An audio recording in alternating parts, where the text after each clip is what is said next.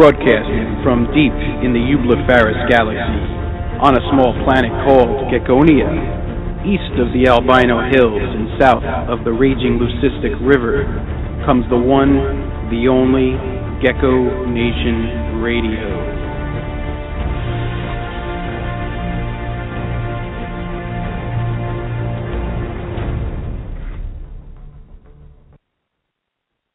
Good evening, everybody. This is your host, Dave, and welcome to another edition of Gecko Nation Radio.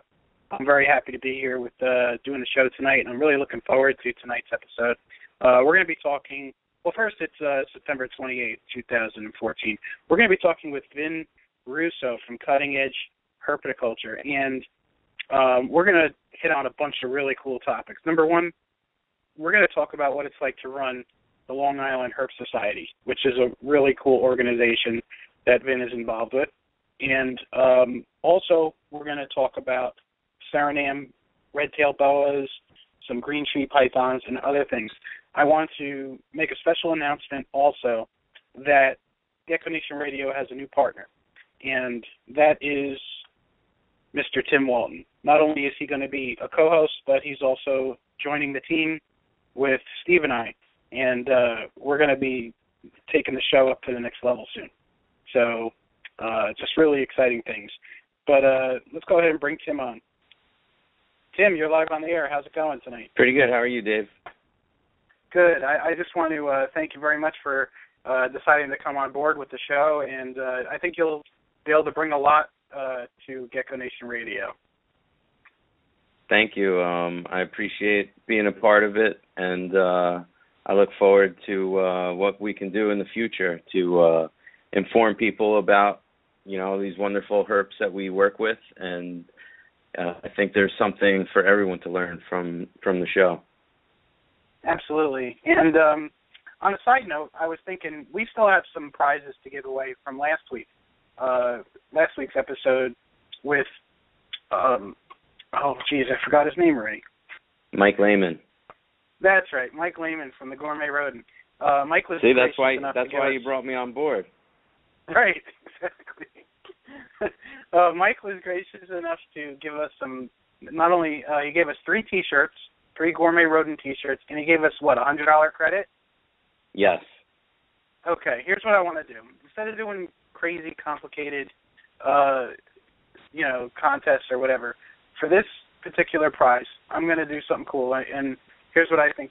I'm going to give the T-shirts to the first 3 people that were in the chat room tonight.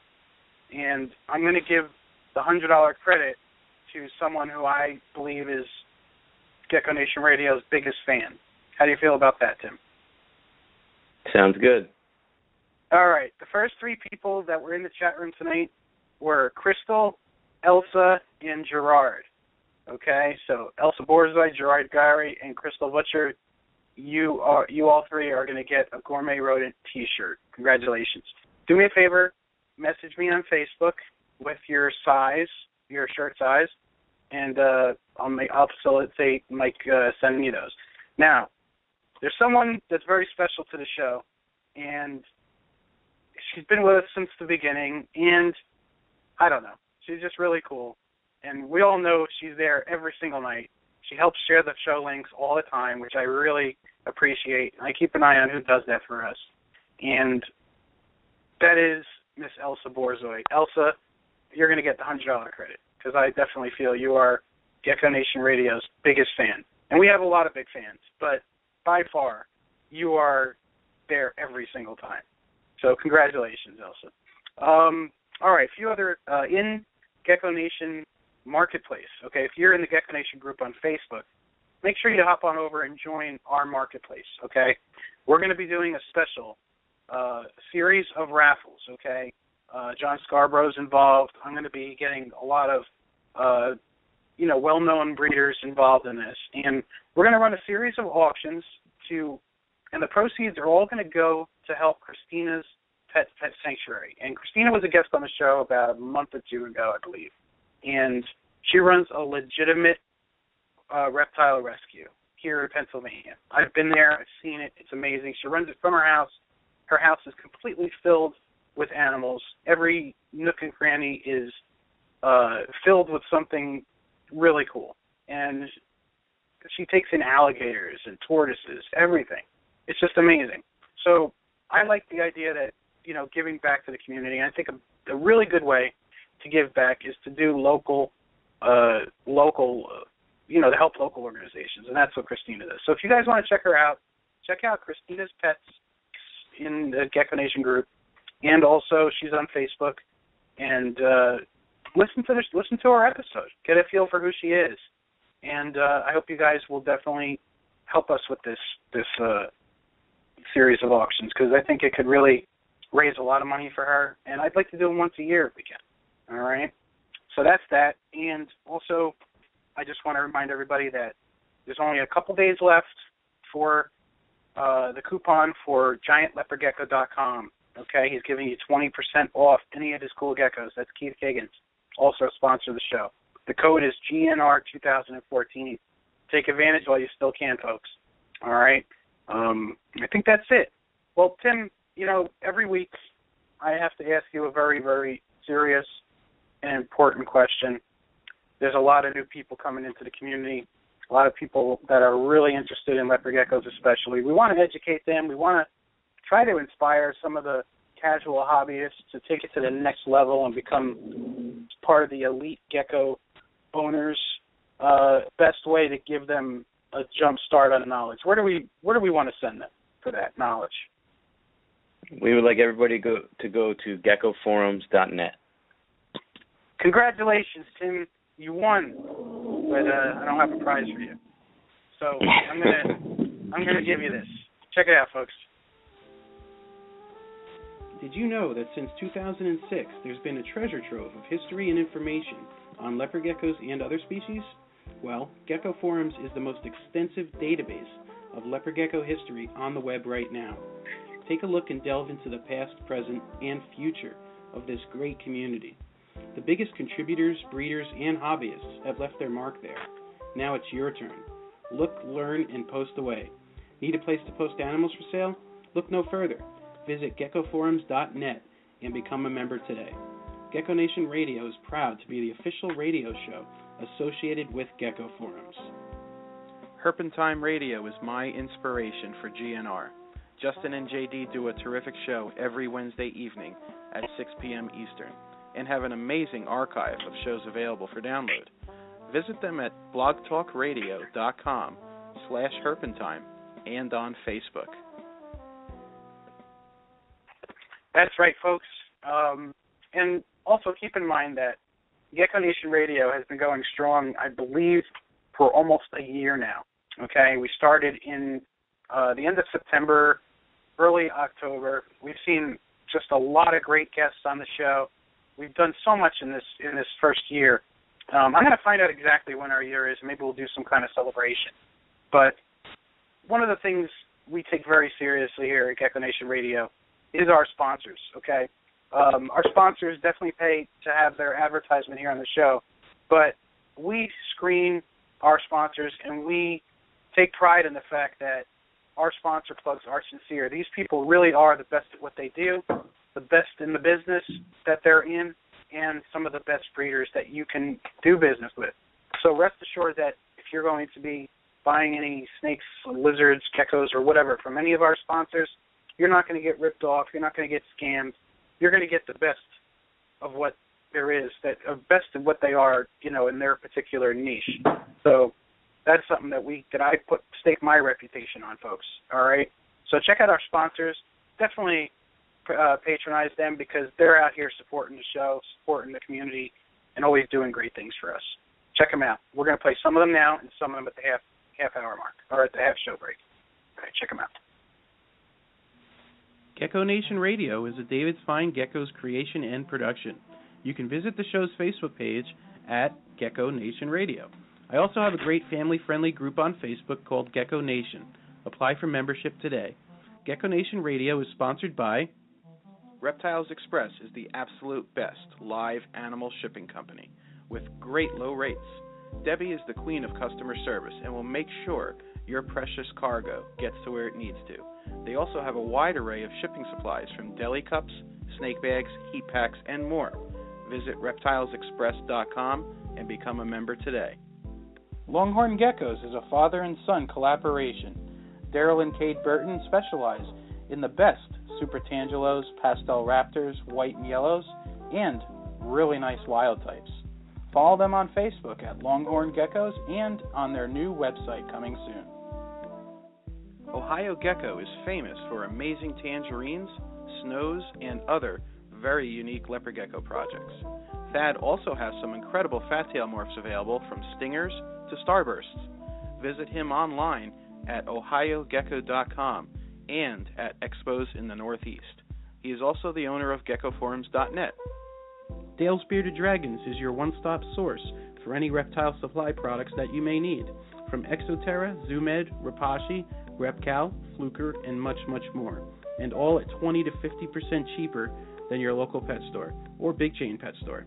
They are also the biggest reptile supply distributor at most of the Northeast expos.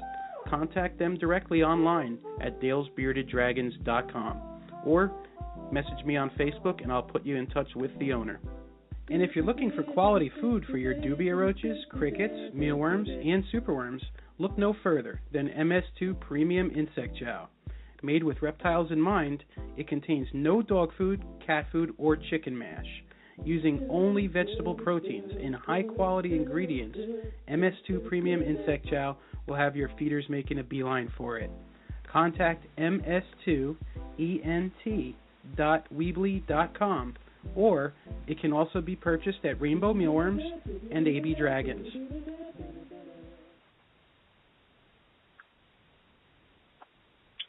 All right, folks, we are back, and we're going to go ahead and jump into the news with Mr. Steve Barker.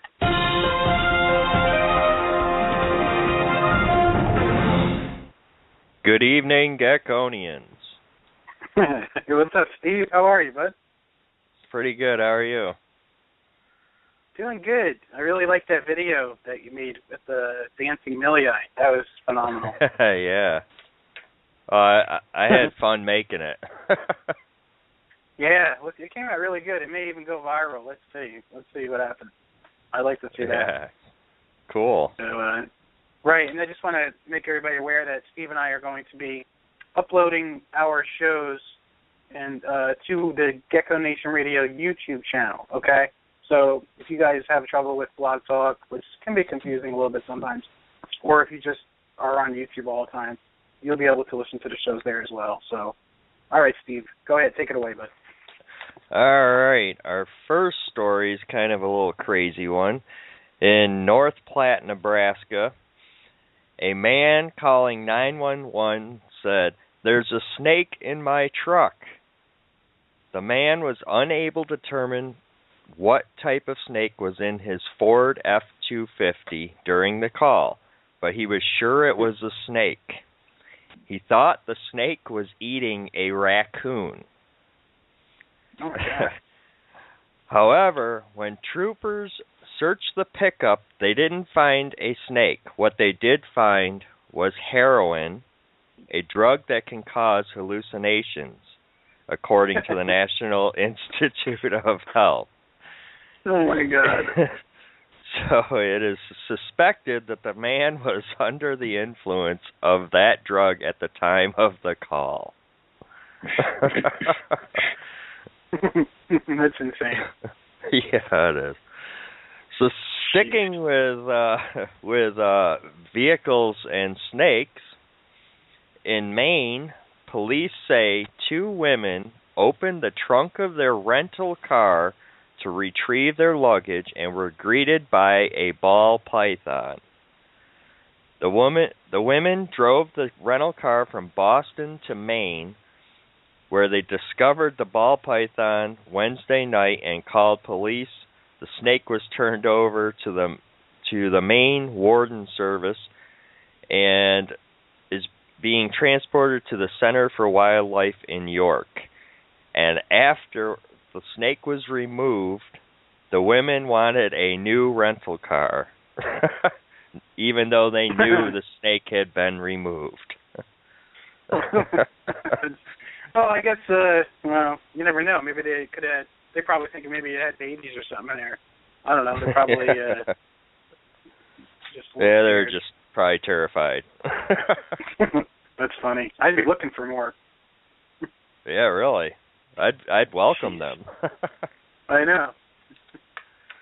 All right, and our last story, also in Maine, woman finds two-headed baby snapping turtle crossing the street. She was observing turtles that were hatching and was helping them to make sure they made it across the street. And one of the turtles had fallen behind and appeared to her to have 2 extra feet.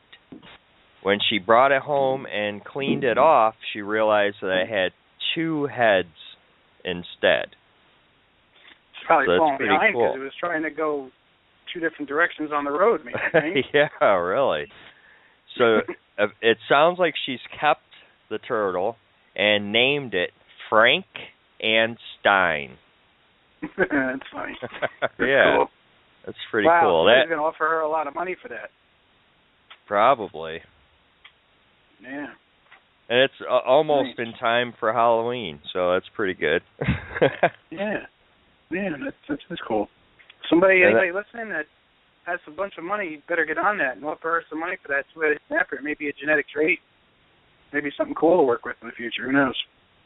Yeah, really. And that was our last story.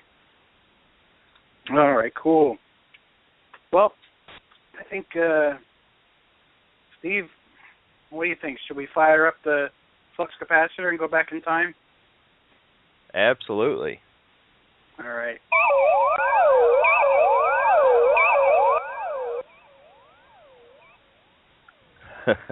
All right. Sticking with the two-headed turtle, on August 10th, 1984, a two-headed baby sea turtle was discovered on Hutchinson Island in Florida. It was a loggerhead turtle. And that one was also kept as a pet. I don't know if it survived. Yeah, August 10th, 1984. Well, hold on a second. It can be a loggerhead sea turtle, or is it a loggerhead turtle, maybe? Loggerhead sea turtle. Oh, wow. Interesting. Yeah. Huh. Is it still alive, or I don't know? I couldn't find anything saying it was still alive. Mm-hmm. But there is a picture in the article of it. It's not a great picture, from 1984 newspaper article, but it looks pretty cool. Nice. Yeah. All right, cool. What's going on in your collection, Steve? Not a whole lot. Other than just feeding and growing everybody up right now. Getting geared up for the upcoming ball python season. Again. Yeah, that's right. So they're going to start ovulating soon, right? Well, I'll start dropping their temperatures by the end of this month. I'll start dropping their temperatures down, and then that will, instigate them to start ovulating and everything. That'll get them into it, in the mood, I guess you would say. Right. Do you want me to send you out my fire? Yeah. Actually, that'd be cool.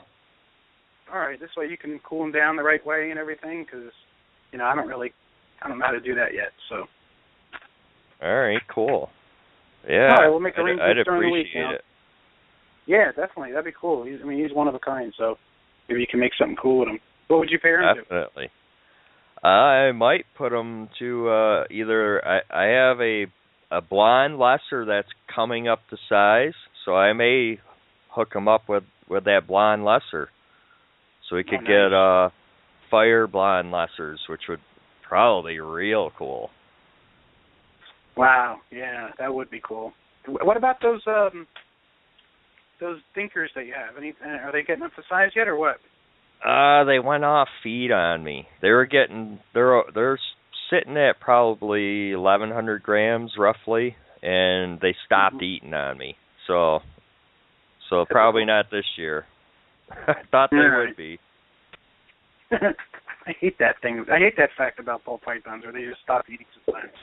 Yeah. So aggravating. Oh, I know, and I've had them go 8 months before. Different snakes I've had go 8 months without eating. That's crazy. And put on weight. From water? From water alone, I guess? I guess. I don't know. I don't know how they do it. That's weird. Yeah, it is. All right. Well, cool. Thanks again for everything, Steve. And so how do you feel about our new partner, Tim? Oh, I think it's great. Yeah, that's what I told Tim. I said, "Yep, Steve welcomes you too. You're part of the clan now." Absolutely. Yeah, thanks awesome. for having me, Steve. It's great the work you've been doing with the videos and the news and the history you've been bringing to the show. Thank you. Cool. All right, Steve. We will see you next week, and thank you again for an awesome news segment. I'll see you there. All right.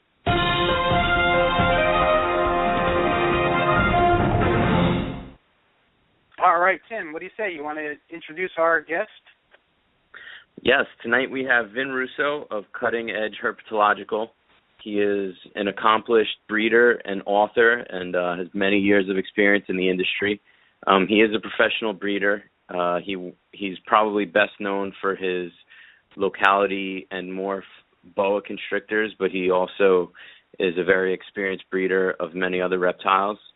And on top of that, he also serves as the president of the Long Island Herp Society and does a lot of work with them and educational programs to, get the word out about how cool our hobby is and invite people to see the reptiles that we work with in a very laid-back atmosphere and see that they're not to be feared or frightened of, that they're mostly just harmless animals and they make great pets. So go ahead and bring them on, Dave. All right. Vin Russo, you are live on Gecko Nation Radio. Thanks for having me, guys. It's great Absolutely. to have you on, Vin. Thank you for doing the show. If anybody's interested, while we're talking, to check out Vin's website, it's cuttingedgeherp.com, and he's also on Facebook as Cutting Edge Herp. Yeah, Facebook. It's facebook.com/Cutting Edge Herp. So how's everything going, Vin? Pretty good. It's a busy time of year with baby snakes being born and having to maintain all the baby snakes and feed them and take care of them. So it's a busy time of year. As well as getting the breeders fed and getting them ready to start breeding again, right? Exactly. Everybody's on full-blown feed mode at this time, so feeding season is in full swing, and so I'm doing a lot of both right now, maintaining the adults, feeding them, religiously, and also maintaining all the new hatchlings. So a lot of work. Vin, why don't you start out by letting everybody know how you got into herpetoculture and how you ended up becoming a professional herp breeder? Well, I got into reptiles the same way as most people out there. As a kid, I was into dinosaurs and stuff like that. So, and when I was really young, I was fortunate enough to grow up in suburban New York, where my parents sent me away to camp every summer, and I would catch snakes and frogs and salamanders, and I was really into fishing, so I'd go fishing and catch crayfish and sunfish, and so it all started pretty young, and I started breeding reptiles as a kid. Probably saw my first breeding of snakes when I was probably about 12 or 13, and saw my first litter of boas when I was about 15, I think, or 16. So 45 now, so that's over 30 years of breeding snakes, and became a mortgage banker for about 15 years. And when the mortgage market started collapsing, which in the mortgage world was about 2000, the year 2000, I had always been breeding reptiles and started my company in 95, but was just doing it for fun out of my house. And by 2000, when the mortgage market was collapsing, I said, you know, what the heck, I'll do this full time, and if I put as much money, well, I should say, put as much time and energy into the reptiles, I should be able to make a living out of it. And thank God, luckily I did. So that's what I do now. And why don't you tell us some of the species that you currently work with? Well, I do mostly locality boas. That's my forte. That's the boas are something I've always been into. My brother and I helped describe boa constrictor longicorda back in 1989 with a herpetologist named Dr. Robert Price, along with a taxonomist. We did that. When we did that, I really got into localities of boas and was curious as to what these snakes look like in different places. So that's the majority of my work. And obviously, I've been doing ball pythons for at least 25 years. I've got some snakes that I've had for 25 years. I do a lot of chondro pythons, as you know, and I'm also into some of the other tree snakes, annulated boas, Amazon basin tree boas. I also do a lot of corn snakes, some king snakes. I do some children's pythons, which I really like, and I'm really into blue-tongued skinks. I've got a bunch of them. And the hognose. Did you mention the hognose? Oh yeah, and I do a bunch of hognose too. I'm sure there's a bunch of other things. I have blood pythons, you name it. I'm still a hobbyist, even though this is a commercial business for me. I still do things that I like to do. I don't just do things that are popular right now, and I'm doing them because people want to buy them. I do the things that I like, and luckily people also like the things I like too. So,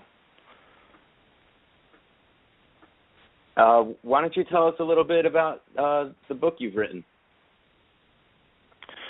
Well, back in, I guess it was about 2004, I had come up with the idea of, wow, I really should write a book on boas. There really is not a comprehensive guide of boas on the market right now. Back then, TFH, Tropical Fish Hobbyist publishers, had a book called Boas and Pythons. They also had a book, Boas of the World, and they were horrible. They were written by a guy who was just writing. He wrote also Know Your Hamster and Know Your Guppy. So the same author was writing all their books. So I'm saying to myself, there's got to be a better way. I mean, not to knock TFH. I'm sure that if they hear this, they'll be like, who's this guy think he is? But I figured, you know what, I can put all my knowledge, compile all my knowledge together, all the years I've been doing it, and come up with a book. So I sent my book proposal in writing to a bunch of publishers, and every single one of them came back to me, and they were all pet publishers. They all came back to me with the same response. We already have a book on boa constrictors. Thanks for wasting our time. So luckily, my friend Greg Maxwell wrote The Complete Chondro back in, he was, I think, about the same time, 2004, 2005. And I talked to him about his book, and he said, you really should talk to Bob Ashley about writing a book. And I went to Bob Ashley. I gave him my book proposal, and I told him what it was about. And the title of the book that I originally wrote was called The Captive and Natural History of Boa Constrictors. So I went and had dinner with Bob one night when I was in Daytona one year, and discussed the book with him. He said, Vin, I definitely want to do the book, but I only asked one thing, that you change the title to The Complete Boa Constrictor to be book number 2 or 3. I think the ball python book was just about out at that point. So book 3 in the series. So what was I going to say? No, I want to keep the title. So I said, sure, let's change the title. Complete Boa, let's do it. So we did it. And at that point he said he wanted the whole thing done within a certain amount of time. So I had a lot of it done. I had a lot of the pictures were compiled together already. And I did it. So by 2006 it was printed and published and done. And the rest is history. Hey, Ben, speaking of, let me just ask a quick question. Speaking of the boas, what do you think, we see subtle diversity. This is what fascinates me about boas. We see subtle diversity in all the different locales, but they generally have the same appearance. You know, they look like boas. What is it that makes these little subtle color changes and changes in size and appearance between the different zones where they live? It's all evolution. It's all the fact that these animals evolved in separate little microclimates, and they've all evolved in a certain geographic area with a certain type of soil or background color that was more advantageous than others. So each snake evolved to become its own unique subspecies and some species. Now, I'm also working with a herpetologist recently that was looking for shed skins of snakes with very particular provenance to particular places. So this woman was doing mitochondrial DNA research on snakes. So I gave her shed skins from all of the locality-specific boas that I have from islands off of Belize, from mainland Belize, from Mexico, from Sonora Desert, and from Central America. And she found some really interesting information through her DNA research. She found that, for example, the Crawl Key boa, which is an island off of Belize, is 3% different from the mainland Belize boas. Now, humans are less than 2% different as far as mitochondrial DNA from chimpanzees. So right.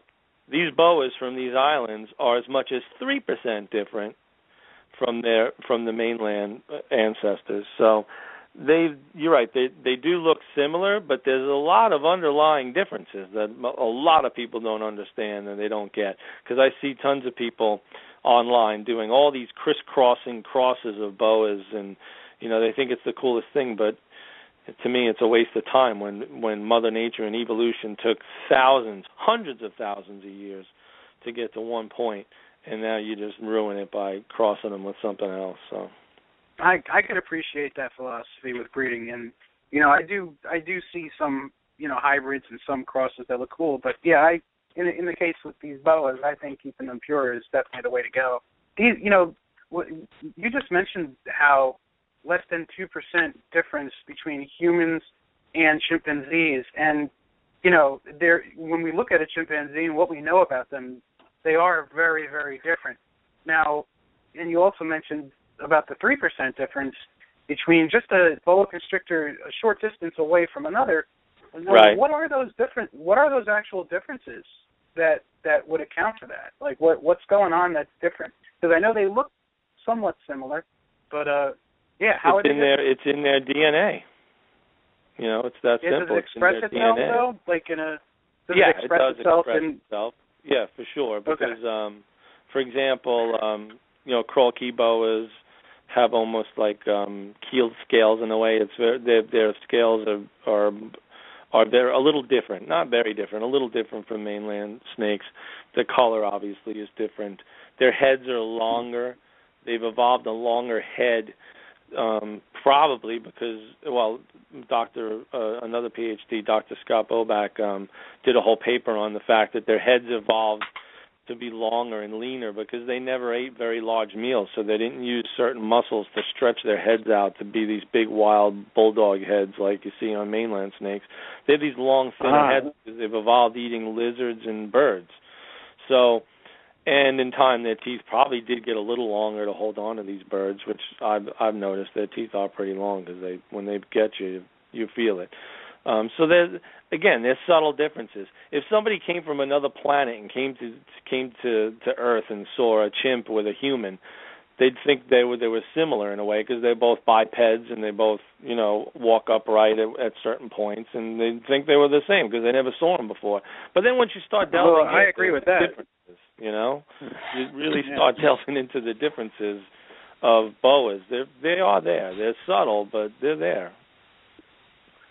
Vin, I had to look it up. It was John Coburn that had the monopoly on TFH's animal book. I didn't want to mention his name. I don't mind mentioning it. I didn't mention his name. You did. Let me say something to their defense, just to play devil's advocate. When I was a kid, Okay, I probably still have all these THF books. Trust me, I have a whole library of. I have every. Yeah. I read every single one of them cover to cover several times. I was so thankful to have them, but yeah, we've evolved since then with our information, thank God. There's also another guy called Jerry Walls who wrote The Living Boas, who also wrote the book on skinks, the book on canaries. It's the same guy. How can he be a pro? What about that video, Snakes Alive? Remember that one? Snakes Alive. Yeah, I forget the guy's name. It's some goofy guy, and he was showing off all different types of snakes from a hobbyist perspective. Was it the guy who sat in the room with like 100 different venomous snakes? Was it that guy? Or? No, he was showing individual, like, different types. In fact, we had a few morphs back then. We had the albino snoring gopher, leucistic Texas rat, stuff like that. I think his name was Ron Henricks. Is that his name? I'm not sure. Doesn't ring a bell. No? All right. I watched that video 1,000 times, but I thought you guys would see it. Ron Cromer? Does that sound right, Dave? No, I'll look it up. Give me a second. I'm from the era of Marlon Perkins, watching Marlon Perkins on Usel of Omaha's Wild Kingdom. So I'm from that. Vin, let's get back to the locality boas. The herpetologist that you mentioned, did she also do any mitochondrial work with the Tarahumara boas? Oh yeah. That was another unique finding. The Tarahumara boas are as much as 5% different from surrounding Mexican boas. So that to me is just tremendous. I mean, these snakes evolved in riparian canyons somewhere in the Sonoran Desert, and they were not only were they genetically isolated like a snake on an island, they were genetically isolated due to climate. They're genetically isolated from everything around them because they're in these canyons that are just they can't get to them. So these snakes evolved probably from just a few animals that got there a very long time ago, and evolved into these unique creatures. And they are very unique. I don't care what anybody says, because people will say to me, oh, how can you tell the difference between a Tarahumara boa and a regular Sonora boa? Huge difference. Morphologically, they're different. They're shaped differently. They look different. Their colors are different. They act different. They're just different snakes. And again, the DNA doesn't lie. The DNA is there. They are different. And I don't know whether or not any herpetologist out there would come up with the time and energy to do it, but I have a suspicion that a lot of these snakes, especially these locality snakes from these very, very unique and genetically isolated places, I got a feeling that there will be new descriptions done as far as not only species, but probably even different, not only just subspecies, they may be new species, maybe even new genuses if they're that far different. So we'll see. Why don't you talk a little bit more about the Tarahumaras, where they live, the riparian? Is that riparian canyon. Riparian canyon. Why don't you describe what that means for our listeners? Well, they're just they are like, I would call them sky islands in a way. Plateaus. Sky islands. They have a unique climate. The altitude's a little higher. They have a lot. They're almost temperate climates there. The trees look like temperate climate pine trees, and it does get cool there, but not as cold. I mean, it doesn't get cold like it does up here. It could get into the 50s, I would say, maybe 40s. But it's a desert, so at night it does get cool. But these snakes, for sure, will hide out in rock crevices and go below ground like rattlesnakes, and just keep their heat overnight, and then the next day they'll go basking again. So very, very, very unique place. If you ever saw pictures of it, you'd think it was the most desolate place in the world. But there are snakes there, and there are other reptiles there too. So. And are these islands actually completely isolated in terms of gene flow? Like they're so sides are so steep that no boas go up and down, or there is some gene flow? It's both. It's canyons and valleys and then higher altitudes. So they're right in the mix there. So the way I'm thinking is, and I don't know this for sure, but it's just an educated guess, that other boas, didn't bother going to those certain places. Maybe just a small handful of snakes went to these places, or maybe at one time, most of Central America was underwater 12,000 years ago. So maybe these snakes evolved from just a few specimens that either rafted to what was an island or a higher point, and then as water receded and ocean levels lowered and Central America was more exposed, they became isolated in places that other boas didn't get to. Who knows? We don't know, because it happened over 12,000 years ago. So, and who knows what ancestors they evolved from before that point. I mean, obviously, all boas evolved in South America, because again, South America and Central America Central America didn't exist, so South America and North America weren't connected. So as soon as those ocean levels got lowered to the point where Central America was exposed, boas started heading further north. And another interesting thing is, all of this debate about boas could be an invasive species in the United States, and how the U.S. government wants to put them on the Lacey Act as, along with the Burmese python. There's so much scientific proof that they couldn't live here. Number one is evolution prohibited them from living here. Their range is just 100 miles shy of our border. So if they wanted to come here, they would have been here, but it's simply too cold. So they evolved from animals from South America, which is proved by fossil records. They traveled north through Central America, and some of them ended up in these canyons, in these sky islands, in these cloud forests, evolved into totally different animals, but they were restricted by weather to go any further. So that's it. They stopped, and the animals that stopped at the very end of their journey, which are these Tarahumara boas, are very different. And talk that is fascinating. Talk about some of those differences. Yeah. The differences? Well, I said them before. They're a shorter, stockier snake. They have a flatter head. They're just a little different. And would you say they're the smallest of the locality boas?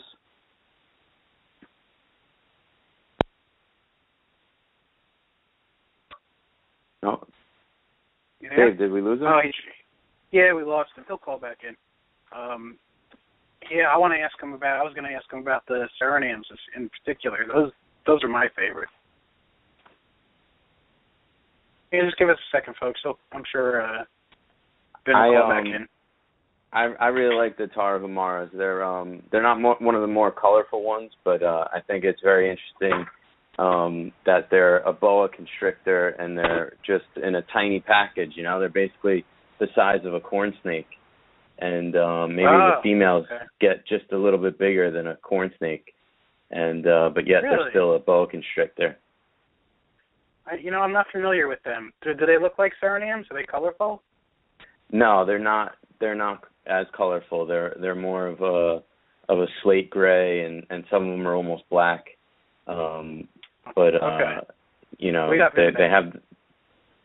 I'm back. Okay, Vin. You're right. I guess. You dropped off somehow. Sorry. My fell off a battery on my canyon. phone. The battery on the phone died. That's my new favorite. I go to run and get the other phone, and it's like click, it's gone. That's my new favorite word now, Vin. So yeah, the differences are that obviously I've got pictures of them on my website. They are a different snake. They're shorter, stockier. They've got a real unique look to them, a unique color compared to the most snakes around them. So again, it's all in the DNA. I can't pinpoint that many differences other than the head shape, the head spear, the flattened out head, the shorter, stockier body.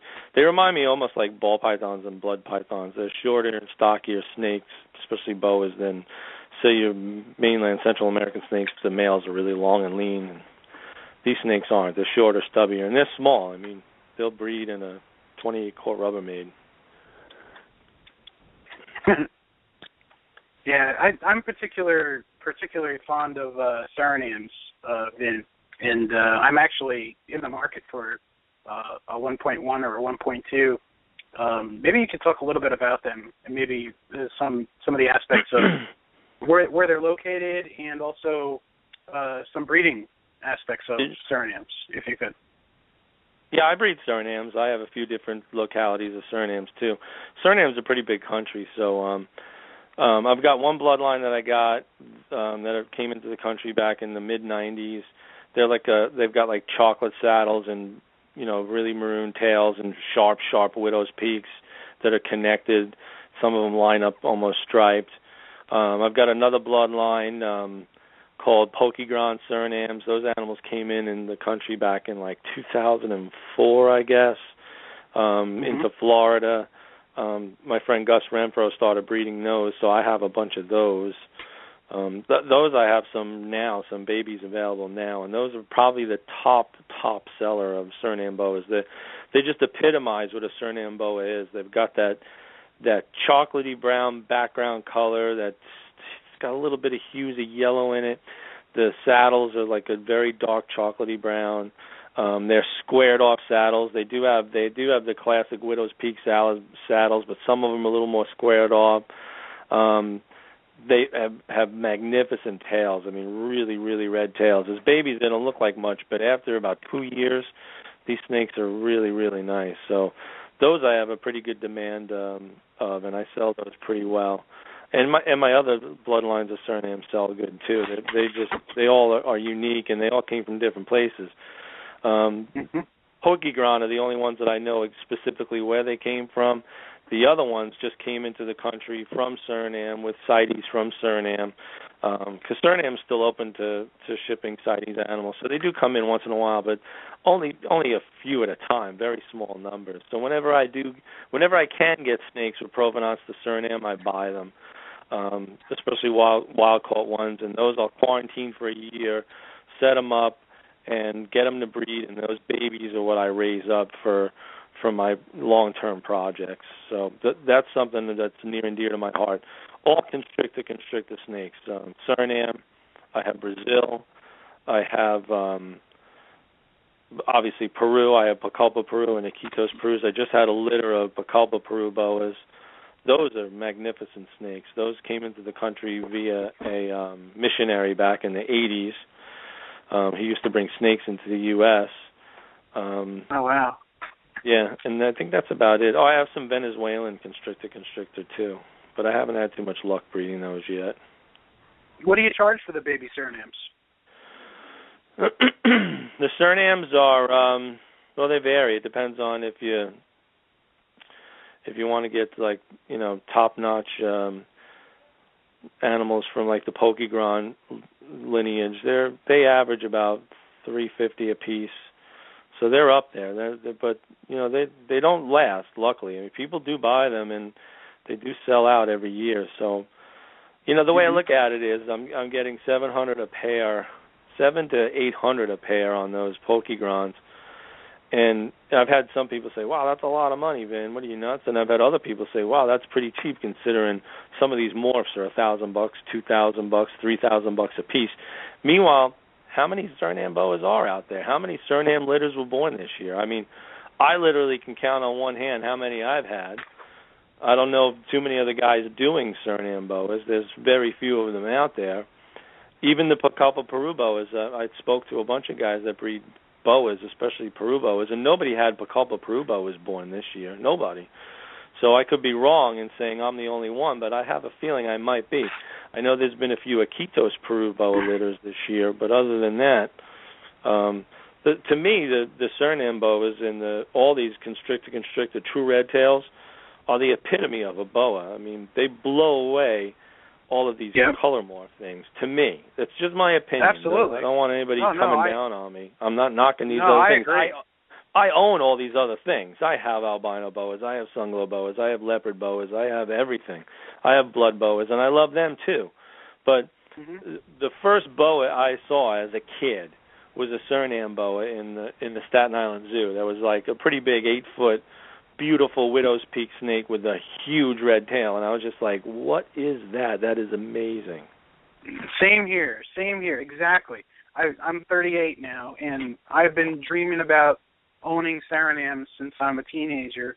And with all this, I never pursued it because I've just been into other things. But with all this talk about possible, them getting added to the Lacey axis and that, I'm like, well, if I'm going to get them, I really should get them. And it's always been a dream of mine to get. And if I'm going to do it, I'm going to get the best ones there are. That's just how I do things. And I could totally appreciate the pricing on them. And I don't think that's very expensive for what you're breeding in at all. And I think anybody that would think that's too much just doesn't really understand all that there is to it. So. Yeah, a lot of people see a really cool boa, and they inquire about it to me because I'm on the web, and they probably Google Suriname boa and they see it and they think, oh, I saw a Suriname boa at a reptile show. It was $150 or $200, and they they asked me, and the price is double. And I say to them, it's like buying a puppy at a puppy mill or going to a breeder who breeds for that particular breed. There's a huge difference. You know what? And people that are at that until they get to the next stage, they're not going to, even by explaining that to them, they don't get it yet. And that's all right, because they have to evolve their thinking as well. I mean, when I was younger, I was that way too, and we get a lot of that with leopard geckos. People see a gecko on Craigslist and they're like, "Well, I saw it for $20 on Craigslist. Why are you selling it for $150?" Right. I honestly, I don't even answer those questions anymore because it doesn't go anywhere. And you know what I mean? So I think our customers that are looking for finer animals are already those that have gotten to that point. As far as their education about what they want. Yeah, but they can go to a show and buy a wild caught Guyana boa for $150. And I tell them, well, that's all well and good, but that snake will probably be puking within a month, and it's going to be dead. So just spend another $150 and buy a captive bred and born animal. All the bugs have been worked out. All the hard work has been done. I got the wild-caught clunkers in 10 years ago. I cleaned them up. I got them to breed and started a breeding colony with their offspring. And that's it. I did all the hard work, and I think I deserve to get what they're worth. Well, I think every breeder has the right to sell their animals for whatever they feel they're worth. And to actually say that there's a market, I mean, I guess there is market pricing for some animals. But at the end of the day, if you're specializing in something, if you're a specialized breeder, and if you're doing something, if you're doing work that really is extraordinary, not only will you get the recognition for it, people will definitely notice you, and everybody knows who you are, Vin, because of the work you do, obviously. But you'll be able to command certain prices for your animals. And then I tell people that are coming into this, I said, there's two types of hobbyists out there. There's the casual hobbyist, and then there's the elite hobbyist that wants to work with the finest bloodlines. And, I want to wake up the people that are new hobbyists that are going to go on to becoming the elite types, because they're out there. They just haven't, some of them just haven't, gotten their thinking to that point yet. So that's my whole thing, is trying to bring in new people and get those certain types to evolve into that thinking as quickly as possible. Because I think that's the quickest route to our goal as in herpetoculture, is just not only promoting the hobby and helping it grow, but also establishing a safety net where we have the numbers to beat legislation. So that's just my feeling. It's true. I'm constantly up against people, ignorant people, obviously. But my main goal in life is to prove to the masses that captive breeding is the Noah's Ark of the future. And I didn't make up that terminology. Dr. Dick Ross did, and he wrote a book called The Reproductive Husbandry of Pythons and Boas. And Dick Ross wrote that book back in 90, and at the end of the book he states that. He said, captive breeding is the Noah's Ark of the future. Not only is it the Noah's Ark of the future for humans to keep these animals in captivity as pets, but it's also the Noah's Ark of the future for the animals in the wild, because there's no real need to take anything out of the wild any longer. And I think one of the things we're up against, especially in legislation, is a lot of times I hear politicians say, they import these animals from other countries and bring them into this country, and now they're invasive species. Well, we don't have to bring anything into the country anymore. We're at the point where everything is here. Like in my lifetime, I don't think I'm going to see any more Pulpa Peru boas come out of the wild. I really don't. I don't think I'm going to see another bunch of them come into the country and we'll have, 100 to choose from the wild. That's not going to happen. So I've created my own veritable Noah's Ark of some of these animals because I don't think they're going to come in again. Now, is it prophetic word? I hope not, but I think that's going to happen. Same with other localities of boas. There's not a lot of Suriname boas come into the country every year. I haven't seen Ecuadorian boas come into the country. So we need to prove that we're breeding these animals in captivity, and we have, if enough people, like you said, get educated to the point where they become good breeders and they can maintain these things, then for the future we'll have them, and then they'll have a value and they'll have a want. It's just like people who breed specific dog breeds. The Shar-Pei dog came here from China, in the 60s or 70s, and there was like a handful of people who had them. Now you can go find a Shar-Pei puppy from a breeder, and they're out there because a few people were very interested in keeping and maintaining that breed. And it's no different with any other breed of dog, and it should be no different with any other breed of snake. That's the way I look at it. I agree. Yeah, absolutely. I agree. And, I guess time will tell, and I think it's all of our responsibility. If you're at the point where you're a serious breeder, it's all of our responsibility to do what we can to inspire others to get to that point. So, right, yeah, I do it every day. That's all I do. Try to explain to people. Right. I think in the next hour we should talk a little bit about the Herp Society. We're about to take a quick break, folks. So hang with us. We're going to play the second sponsor plug.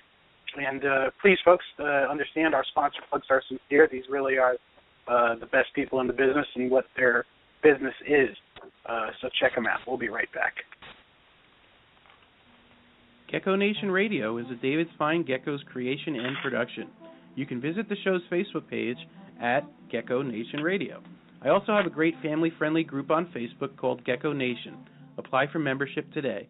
Gecko Nation Radio is sponsored by Gecko Boa Reptiles is your source for the highest quality leopard gecko morphs and wild types, from white and yellows to radars, amazing tremper morphs, and rare subspecies.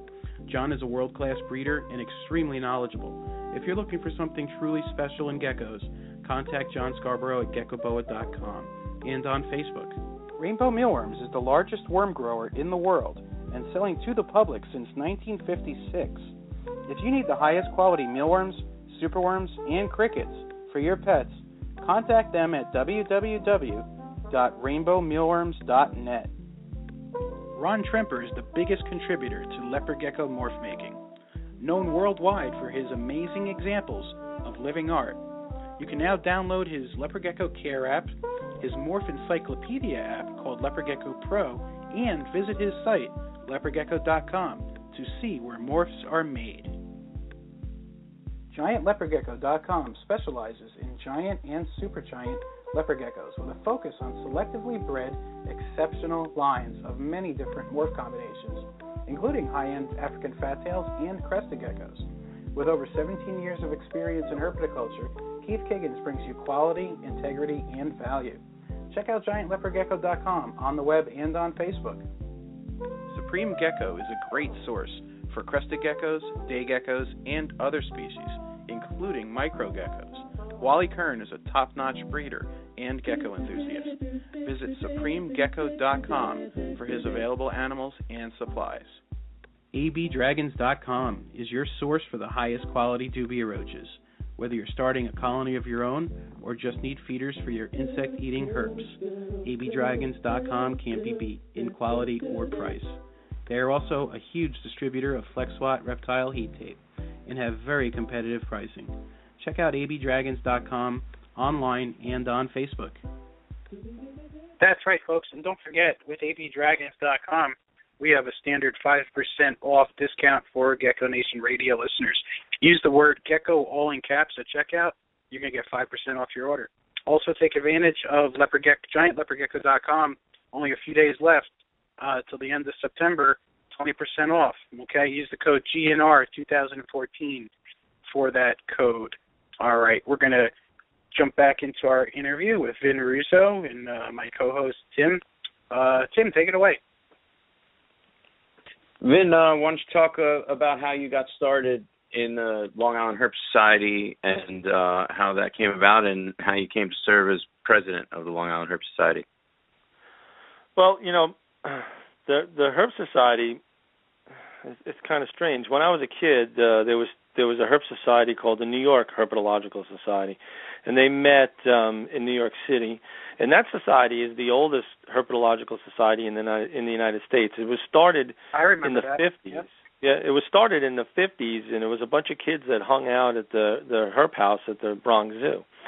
And one of the keepers there started the Herp Society along with a couple of famous herpetologists. I think one of them was maybe Carl Caulfield and a few other guys. But anyway, there's a cool picture out there. One of the guys in the Herp Society showed it to me way back of a bunch of kids like in leather jackets and slick back hair from the 50s standing in front of the herp house at the Bronx Zoo, and they were like the first members. But anyway, when I was a kid, I would go to these meetings, so I knew about that history of the Herp Society, and I knew that was the first Herp Society ever.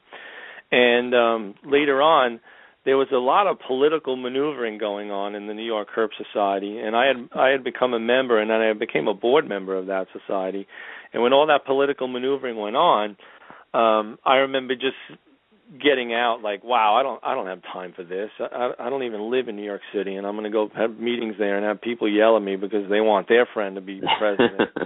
It was like I couldn't believe the politics involved. So anyway, I got out, and my brother and I at the time had a reptile shop. I don't want to make it a long story, so I try to shorten it as much as I can. We had a reptile shop, and it was about the mid '80s, and there was a Long Island Herp Society. And I remember going to one or two meetings when I was a kid, and my mother dropped me off. It was at Herpetoculture Museum in Massapequa, and it was a bunch of bikers. It was a bunch of guys, with motorcycles, and they would meet at the Herpetoculture Museum and talk about rattlesnakes and stuff like that. So my mother was like, I walked out of there one day, and she's like, what's going on in there? I'm like, oh, it's the Herp Society. It's really a bunch of cool guys, and they were. So, but needless to say, that society didn't last for some reason. I don't know why. I was a kid at the time. So in the 80s, my brother and I had our reptile shop, a guy named Steve Wankselbaum, who owned a bookstore and a reptile shop, who was also one of the founders of the original Long Island Herpetological Society, came to my brother and I and was asking us, what happened with the New York Herp Society. And we told him, we left. There was just too much turmoil going on. And he said to me, I've got all the books on the Long Island Herp Society. I'll give them to you, and you guys can restart up the society and call it your own, call it that name and everything if you want to do it. He's like, you already got the infrastructure of board members. Just start it up. So my brother and myself and Dr. Robert Price, who was the herpetologist that we described Lon Jakarta with, restarted the Long Island Herp Society in 1988 or 89, probably 88. Maybe even 87. I don't know. It's a long time ago. And we took the society from just a few kids to probably at one point, I would say 250, 300 members. And we had our first herp show, which was like a dog show, but a herp show. And News 12 showed up, and we had it at the Copic Library, and hundreds of people were there. They had the fire marshal had to come and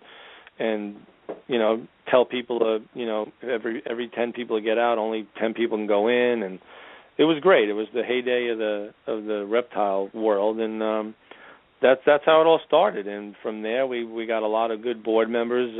Rich Hume I met in the early 90s. He was a corn snake guy, still is a corn snake guy, one of my best friends, and he became he manages the money. What would you call that one? Treasurer. He's the treasurer, exactly. And he's been the treasurer ever since. I wasn't president right away. My brother was president in the beginning, and Dr. Robert Price was president in the beginning. I became president I don't even remember what year, but maybe 8 or 10 years ago, and I've been president ever since. So it's a great society. We've got a really good core group of members. We have monthly meetings. Back in 2003, when New York decided to pass a bill that you couldn't keep boas and pythons in New York, I went to Albany as Long Island Herp Society, as president of the Long Island Herp Society, and spoke to a senator directly. And luckily enough, the senator was willing to sit and listen, and we had the bill amended to not include all boas and pythons, just the giant species.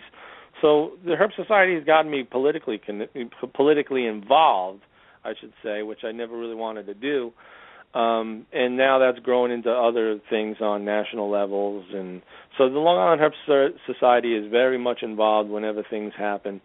I'm also personally a board member of PJAC, Pet Industry Joint Advisory Council, where we meet once a month and talk about legislation that's being brought in front of Congress and the Senate. So it's a constant uphill battle. It's constantly educating people. It's constantly getting people to understand that reptiles aren't the devil. They really make great pets. And thank God there's companies like Petco and PetSmart that are selling reptiles and doing very well with reptiles and brought them into the mainstream. So that was my goal when I started the Herp Society in the 80s, and I think we got to that point, but we still got a long road ahead. We actually had Mike Lehman of the Gourmet Rodent on last weekend, and so we're talking a lot about the same things. I think it's interesting. A lot of children from older generations were introduced to reptiles in their backyard or in the woods near their house and out herping, catching whatever they could. And now a lot of people are introduced to reptiles by going to those big box stores and, checking out the reptile section, and that's where their curiosity gets sparked nowadays. So it's right. Almost, a completely different route to the same hobby that that we all got into. For anybody that's interested, the website for the Long Island Herp Society is lahs.org, and they have monthly meetings. They have great speakers. If anybody's interested, go ahead and check out some of their meetings and their website. Do you currently have any of the future speakers posted up? You know what it is? In September is when we take the summer off, July and August. So September, our first meeting was 2 weeks ago, and we had like a bring your own meeting where everybody brings their latest and greatest wares of what they produced this year. So we kick off the year with that. And now we'll have a board meeting, and we'll get all the speakers ready for the year. So we're just doing that right now. But all the dates are up on our website on lahs.org. So we're working on bringing in a few big name speakers we bring in every year, and usually we have a really good set of meetings. So it's not something to be missed. And we have a lot of good. We have the show, which we're doing again this year. Just a smaller scale. We used to do it on a much larger scale, but it became too expensive for the society. We weren't making the money back, so we stopped doing the large-scale show. But we still have the show with ribbons, so kids get a big blue ribbon saying best in show or first or second place. So that's one of the great things about that with kids, because we really encourage kids in our society. There's a lot of members. There's a lot of members and board members now in the society that I knew when I was a kid who come there with their kids. So if you just go on the website, you'll see everything there. That the dates will be posted, but the speakers will be updated as we get them, which will probably be done in the next couple of weeks. Hey, Ben, what does it take to start one up? Say, excuse me, Tim. What does it take to start up start up our Well, like society? I said, we were lucky enough that we got in touch with this Steve Wankelbaum, who already had a society that was up and running. All we had to do was take their set of rules and regulations and put them into work, and just appoint board of directors or board members and get, it's so long ago that I can't remember exactly the process of how we did it, but I know I was very much involved in it, and it's not an easy thing to do, but it's not impossible, especially today with the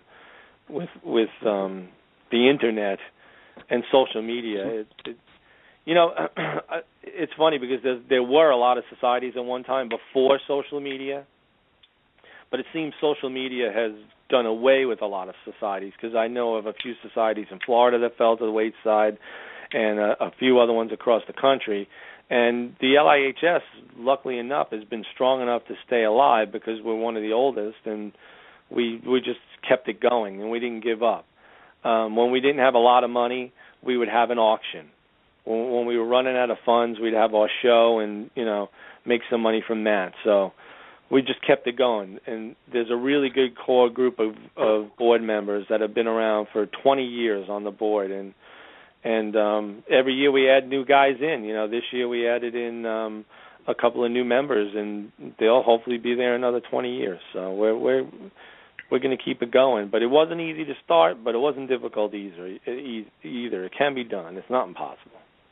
If I decided to start one, would you be able to possibly help me with some of the information, like the rules and stuff, and some of the things that I would need to do? I would just give you a copy of our bylaws, and you can literally plagiarize them and copy it, and just make up your own, your own society name. And what we had to do is, luckily, we got Rich Hume as our treasurer, because he works for Farmingdale University, and we get the university charges us minimal amounts of money for a meeting place, but also through his knowledge of accounting. We are a registered not-for-profit organization with the IRS. So there's stuff like that you need to know, and we probably could help you out with that. Not totally extensively, but we could steer you in the right direction, get you going. Okay. Yeah, if I decide to do it, I'll contact you. Thanks. For anybody that's interested, actually one of the speakers we've been trying to rope into going to the LIHS to give a talk at the monthly meetings is Matt Baranek of Sassleback Reptiles. So when we get that scheduled, I'll make sure to make an announcement on Gecko Nation Radio. So anybody that's somewhat close that wants to make the trip and check out one of the meetings, that would probably be a good one for a lot of our listeners. Vin, I actually don't see the show scheduled. Do you guys actually have a date for that yet? No, not yet. We won't. Okay. We won't have that until probably almost the winter. Okay. For the show. That's usually in the spring. Okay. Would you like to talk about there was a lot of talk in the industry lately about the controversial hiring of Ed Sayers with PJAC. Are there any comments you'd like to make about that? Well, as you know, I'm on a board with a bunch of guys from PJAC that have our own little group of people that's affiliated with PJAC. We meet once a month, and Ed Sayers was in on the last phone call, and so is Mike Lehman. He's on the same board of people, and we all came to the conclusion that it's going to go two ways. All right. Now, this guy Ed Sayers could be a benefit or he could be a detriment. We don't know yet.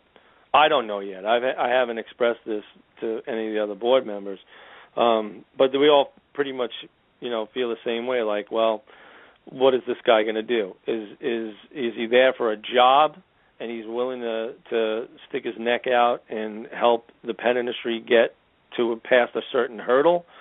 Or is it going to be know thy enemy because he's sleeping with us, So I don't know what's going to happen yet. I really don't. I'm not that big of a big shot in PJAC to know. So I'm just a board member of a little board they put together for helping out with some congressional affairs and stuff like that. So it's hard to say. It's really hard to put your finger on it. He seems like a nice guy. He seems like his heart is in the right place. Seems like he wants to help the pet industry. My hopes are that he gets the pet industry to the point where we're no longer looked upon as the enemy. Do you know what I mean by that? And no longer looked upon as, these bunch of, dirtbags with reptiles. Because as you know, there's a lot of clean-cut guys like me and Tim. Then me. Yeah, the majority, you know what it is. In the past, in the 60s and 70s, people had reptiles were, like these freakish people. And I remember because I was one of them. But, I mean, it became a business. It became a passion. And it became something that I was into. And the same thing happened with everybody else, Yeah, so you what? had to cut your hair. Yeah, right. I had to cut my hair at one point and become a credit to society. But, we had the same conversation with Mike last Sunday. Right. It's like we're bringing the and again, and I'm sure Mike brought up the fact that, having bigger, larger companies like Petco and PetSmart and Petland involved in the reptile industry is great because, the normal everyday guy is walking into a pet store with his kids and his kids saying, wow, Dad, I really want to get that leopard gecko. And that's already happened. That's not happening right now. That's already happened. The industry has already gone to that point. It's not like this is new.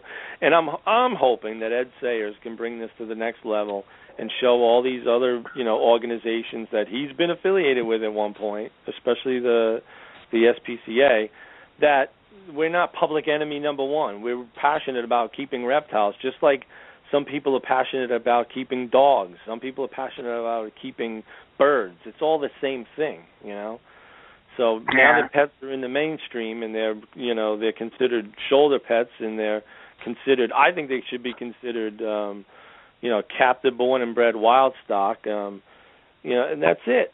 It's things that are born in captivity in multiple generations. Look at leopard geckos. They've been in captivity. Ron's got leopard geckos that are over 20 years old, Yeah, he's getting close to 40 generations. 40 generations. Captive. I've got chondro pythons where their ancestors go back to Dr. Van Meerop, who brought snakes from Indonesia in 1976. So it's just, they're here. They're captive bred and born in multiple generations. So we'll see what happens with Ed Sayers. I'm hoping for the best. There's nothing more I can do. I mean, the guy's there. So it's great, Vin. We really like what you've brought to the show tonight. We like to document some of this history that we feel almost gets lost sometimes. Some of these stories are so great, the way the Long Island Herp Society started, the way some of your boas came into captivity. Are there any other species in particular that has a cool story like that of how it came into your breeding stock? Well, the long-tail boas, the longicorda, came into the country back in the late 80s, and I remember the co-author to Dr. Richard Ross's book, Jerry Marzak. He was a police officer, and he worked in New York City. And then my brother and I met him because he would come into our pet shop. And I remember him telling us about a shipment of boas that came in from Peru, and the paperwork was all messed up. So all those snakes are going to be going to the Staten Island Zoo and stuff like that. So, and he said to me, you got to see these snakes. They're really neat looking. They're jet black. So I knew a guy who worked at the Staten Island Zoo, and I said, is there any way I can get any of these snakes? He's like, sure, I'll sell you some. So I ended up buying a bunch of them. And that's how the longicorda got here. And I don't think they ever came into the country again. Maybe one other time they came in through Tom Crutchfield, but that was in the early 90s, and they may have came in through Ecuador, because Tumbes, Peru, is right on the border of Ecuador, and it's a disputed place, meaning there's a border dispute, or at least there was back then, between Ecuador and Peru. So there was a lot of controversy as to how those snakes got out of there, and I guess that was the reason why when they came into the United States there was problems with the paperwork. But what I'm getting at is those snakes came into the country, maybe a dozen of them, and I ended up with the first 6 or 7 of them. The rest were at the Staten Island Zoo. So that was a cool story on how those came in. So you've been able to create a colony since then, I gather. Oh yeah, I have a large group of them now. I'm going to call back in again through another phone because I think this phone's going to die too. So I'm going to call in through. Can you believe it? Yeah, sure, go ahead. But I'll stay on while I call in with the other one. I want to hear what it sounds like. We got to get you some batteries for the next time we have you on, Ben.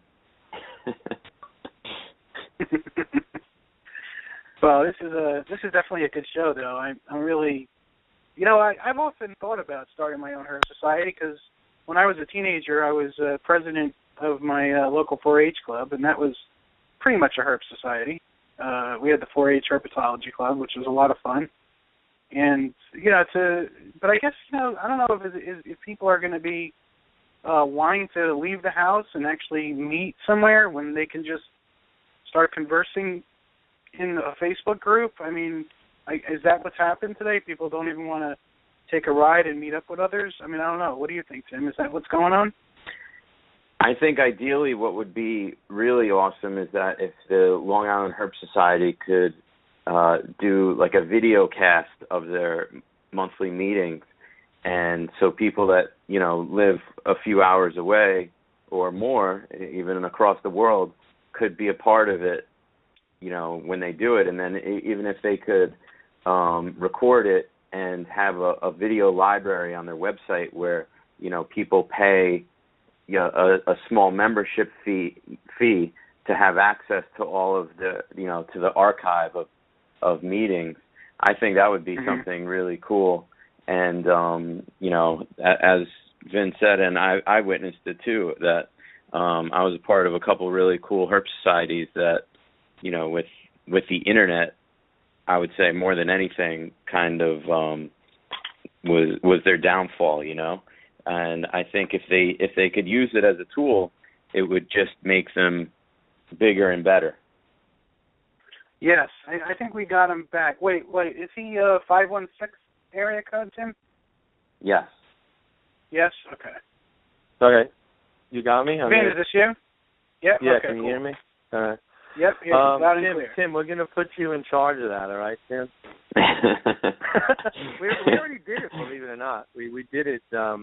We did a live FaceTime with one of our speakers. Eric Callender came in and did a live FaceTime with Madagascar. So we had a meeting on Madagascar because he's gone there a few times, and we were on FaceTime with a bunch of people from Madagascar. So we've done something similar to that. I'm not too tech savvy. We'll have to get Steve Barker, our news anchor and AV guy, to be a part of that one, Ben. Well, you're in charge of it, man. I'm going to nominate you. It can be done very easily. The reason why I bring it up is because it's what I want. Because it's tough for me to make it to the meeting. Yeah, it's all just for you. I'll send you like an old iPhone, and you could just hook it up to the Wi-Fi and leave it in the back of the room, and I'll be happy. Right. Hey, Vin, hold on one second, Tim. Vin, you were saying earlier that you were breeding blue tongues. Is that true? Yeah, I do blue tongues too. Okay, maybe we could talk a little bit about that because I think blue tongues are starting to gain in popularity again. I've bred blue tongues for 20 years now, and it seems like the last, 5-6 years they've kind of, disappeared a little bit. But it seems like people are starting to get back into them. What can you tell us about what you're working with? Well, I'm doing northern blue tongues. I've got the Maruki blue tongues. I've got the Tannenbaum blue tongues. I've got Key Island blue tongues. I like the island stuff. The Tannenbaums and the Key Islands are pretty neat. And that's about it with them. But the northerns I do every year, and they're really easy to breed. The Tannenbaums seem pretty easy to breed too. They have babies for me every year too. Now I've got some Marukis. They'll be big enough. Probably this coming spring they'll be big enough. But yeah, they're cool. They're cool creatures, and I think they're really underrated.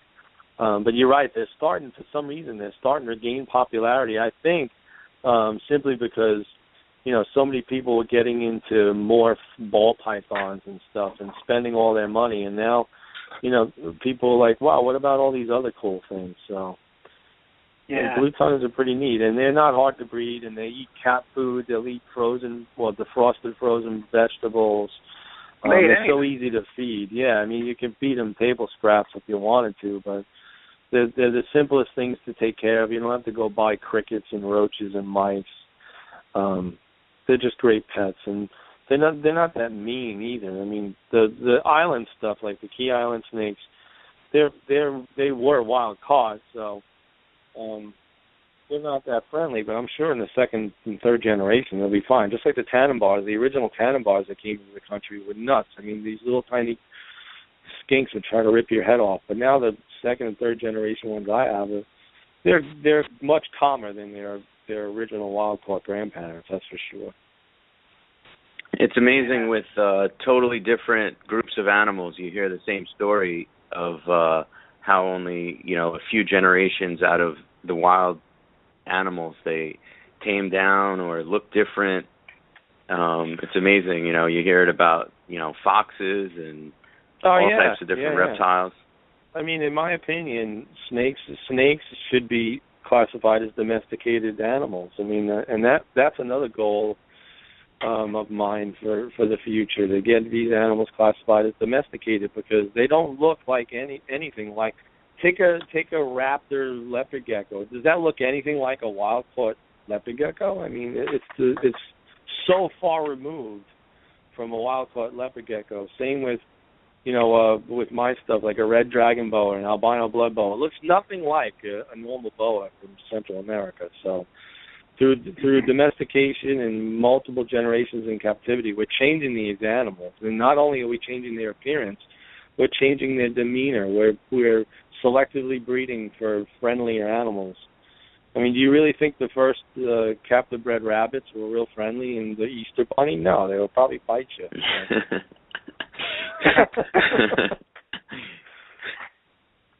Yeah, they've got all different types of special breeds now with rabbits, which are really cool, like the velveteens and the crazy wire hairs or whatever they call them. I don't know. I think all those are very interesting. I'm actually a big fan of pigeons. Either you guys like pigeon morphs? You ever see those crazy birds? Yeah, there's a tumbler. It's a bird that just falls out of the sky and tumbles. It's a recessive gene. I mean, there's all kinds of stuff that people. Now that gene obviously wouldn't help that pigeon in the wild, but people did it because they thought it was cool. So now they got a pigeon that tumbles out of the sky. I mean, the same thing with everything else we're doing. Look at cows. A cow looks nothing like a water buffalo from Africa, and that's where they came from. So the snakes are the same, are no different. And again, it's my hopes that this list of domesticated animals, which is put out by the federal government, and one day hopefully we'll have snakes. It would be nice, or at least leopard geckos. Yeah, definitely. Finn, do you want to talk about any of the other species that you work with? I'm sure you probably produced some crazy looking ball pythons this year. You want to talk a little bit about that? Yeah, I do a lot of ball pythons too, just because I really like them, and I'm glad that I can say that I've had the ball pythons before, during all this ball python craze. So it wasn't like I got into ball pythons, because I hear a lot of guys say, "Oh, I'm getting into ball pythons now." It's like, oh, really? That's nice. But I got into ball pythons a long time ago, and I got into them because I really liked them, and luckily I liked them, because I wouldn't have them if I didn't like them. So I've obviously got my own line of leucistic, which was the first line that came out. They were born serendipitously in my collection back in 2001. So, and in all the hets are a little different. I think Greg Graziani coined the name Russo hets. I'd never called them Russos. I called them lemon balls. And the leucistics I called white diamonds. But everybody calls the hets het Russos, and they call the leucistics Russos. So I'm disclosing now. I don't have an ego. I did not do that. That was somebody else. I didn't call them Russo snakes, But that fortunately for me that I had gotten popped up that leucistic from a wild caught snake that was really yellow looking, that I thought was some kind of pastel. Those cool looking hets make cool stuff too. I made a pied het leucistic, which I call the pinto pied. I've mixed it into all kinds of other things. I also am producing some ultramels. That's a whole nother long story. Ultramels and ultramel caramels that I call camarillos. So I've got the things that I like. I produce the things I like. I love albinos. I love pieds. I love my leucistics, and I try to mix them into a bunch of things. The caramels, the ultramels, those I've mixed into a few things, like an ultramel pin, an ultramel pastel. I'm trying to make an ultramel pied next. So that's going to be awesome. I'm trying to stay one step ahead, but I'm also making a lot of the things I like because they do sell. People love leucistics. They love albinos. They love pieds. All that stuff are nice things to have that sell, because all the other oddball things that I make, nobody really cares about. I end up keeping most of those anyway. So, it's gotten to the point now where if you're just getting into ball pythons, I feel bad for you, because there's hundreds and hundreds of varieties now. And considering when I look back to even the late 80s, I saw shipments of thousands of ball pythons come out of the wild, and I never saw anything different than a normal ball come out of Africa. So I don't know where all these things came from and how they popped up so quick, but it's amazing to me, and I've kept up with it over the years. And for people to get into it now, they're just flabbergasted. They're like, what is this? When they see a bumblebee, So I don't care what anybody says. These morphs are not all coming out of the wild. I think there's somebody tinkering around with the temperatures and eggs, and something's going on. Well, there are a bunch that did come out of the wild. For example, the first pieds came out of the wild. The first albinos came out of the wild. The first, key genes came out of the wild, and then we started mixing and matching. But, ghost, cinnamon, pinstripe, that all came out of the wild. A bunch of them did. And the banana, I remember the first banana coming out of the wild. Kevin McCurley had it and showed me a picture of it. I thought it had a bunch of ticks on it, and so did he from when he saw the first picture of it. And then when he got it, I saw it in real life, and I'm like, wow, those aren't ticks. So it amazes me that these pink and white and yellow snakes could live in the wild. It just goes to show you how secretive these snakes are. They probably live in a termite mound their whole life and just wait for a rat to run by. So, but it just amazes me that all these things have popped up in the last 20 years, and now it's just the possibilities are endless now. There's no way you can make every combination now. It's impossible. Yeah. Vin, if you were looking through shipments for something different, I think you were looking through shipments that were already picked through a couple times before you got there. No, you mean way back when? No, there was no such thing as picking through shipments back then. I remember looking at 10,000 ball pythons that came out of Africa, probably in 1987, and I swear to you, I didn't see anything different. The most different thing I saw was a snake that I have to this day, and I call it the pumpkin ball, and it was just really orange, and it makes orange snakes. That's it. That's the only thing I ever saw. I remember going through maybe a couple thousand at the Gourmet Rodent, and I definitely saw, maybe they'd be called pastels today, or, definitely ones that had a lot more yellow than others, and like you said, some with a lot of orange on their sides and stuff. Well, we didn't know back then either. We didn't know how to recognize a yellow belly. We didn't know how to recognize a specter. We didn't know how to recognize a mystic. All these snakes look pretty normal, So that was one thing that we were missing back then, to understand that these little tiny hidden genes that are popping up do something.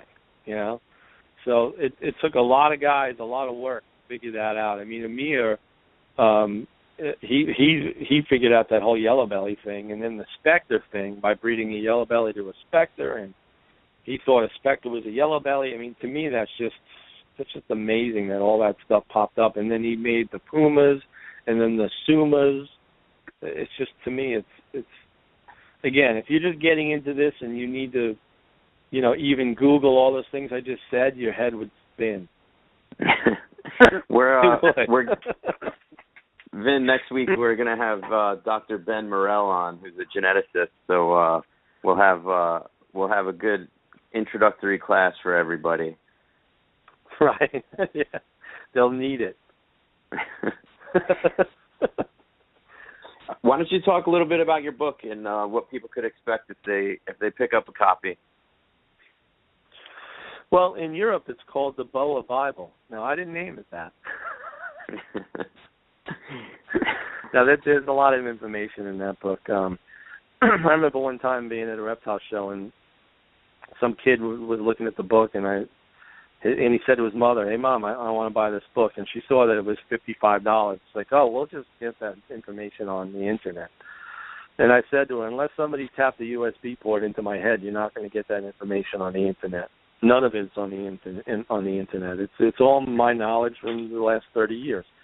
So it's all there. There's chapters on breeding, there's chapters on feeding season, non-feeding seasons, chapters on care, chapters on every single subspecies of boa, all 9 subspecies that are recognized today, and who knows how many more there will be in the future. There's chapters on all the color morph and pattern anomalies that are out there.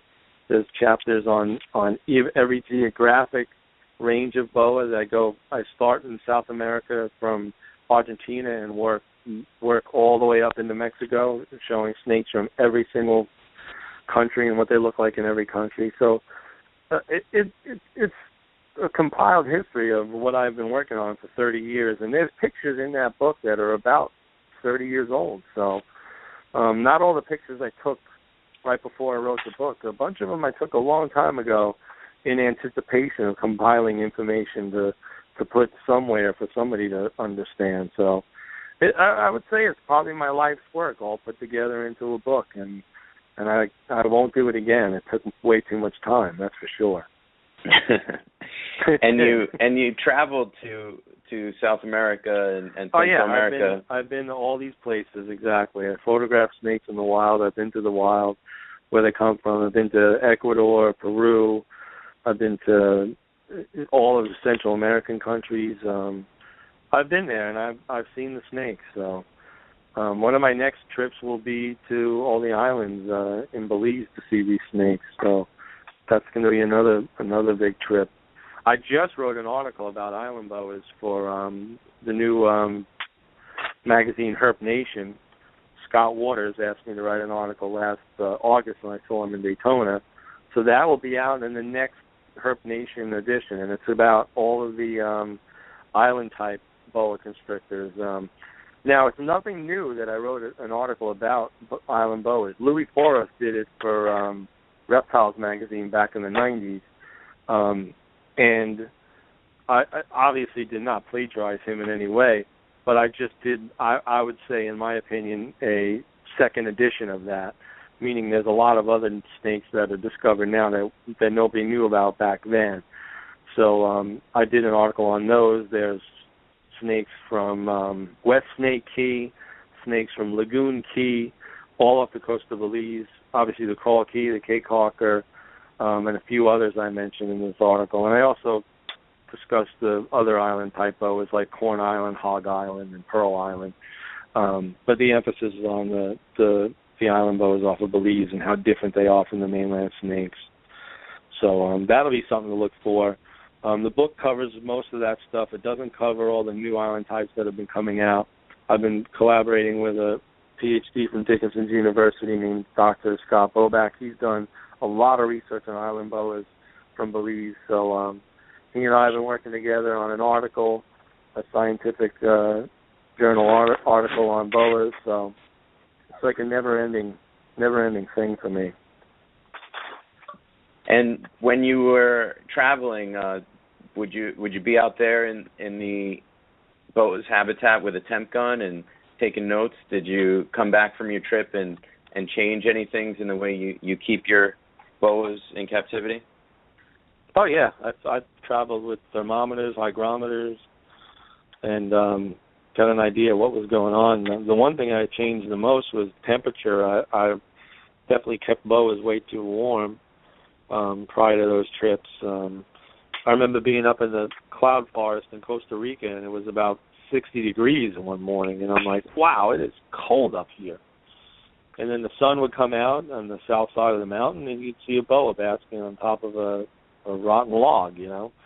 So the temperatures that I was keeping snakes at, now I didn't cool them down to 60 or high 50s because I knew I'd do some damage because I can't replicate the sun indoors. But I did realize that they do get exposed to cooler temperatures in the wild at certain times of year. And the times of year that they are exposed to those cooler temperatures, you obviously don't feed them much or anything at all. And I also noticed that at other times of year when it's really, really hot and the water levels are high, the floods come, that there's an overabundance of food. There's a lot of food, and those snakes gorge themselves. So the hognose snake taught me about that because here in New York, hognose snakes gorge themselves on toads for about 8 to 12 weeks out of the summer, and then they're done for the whole year. Now, boa constrictors do a similar thing. So do pythons in Africa. When the rains come and the grass is green, the rodent populations flourish, and they start to eat a lot. And in South America, I noticed that when the rains came, the capybaras were proliferating, and the birds and the ducks were proliferating, and there was a lot of food for boas, so they started eating. So I learned a lot from my travels, that's for sure. I spent a lot of time in the jungle, and it definitely helped me in breeding snakes. That's 100%. That's awesome. A lot of the listeners, I'm sure, are very jealous of some of your travels. Any other cool stories from your travels down there? No. I spent a couple of weeks with a tribe of Indians called the Ashawar Indians in Ecuador, which was a lot of fun. They had their own little eco lodge that they had built themselves. The cool thing about it was, and I mentioned it in my book, they were convinced at one time in their history by big oil companies to come into their land and drill. And these small tribes who were trying to modernize themselves maybe needed some outboard motors, some chainsaws, some things to make their lives easier, fell for those traps, so to speak, and luckily learned, because they're very smart people, they learned that by letting oil companies in to trash the forest and drill for oil was not a good thing. But what they did learn is that ecotourism was helping them make just as much money, if not more. So I spent a few weeks with a tribe of people that had their own ecotourism tourism place set up. I learned about it in the back of National Geographic magazine, and I spent a couple weeks with these people, and I learned tremendous volumes of knowledge from them.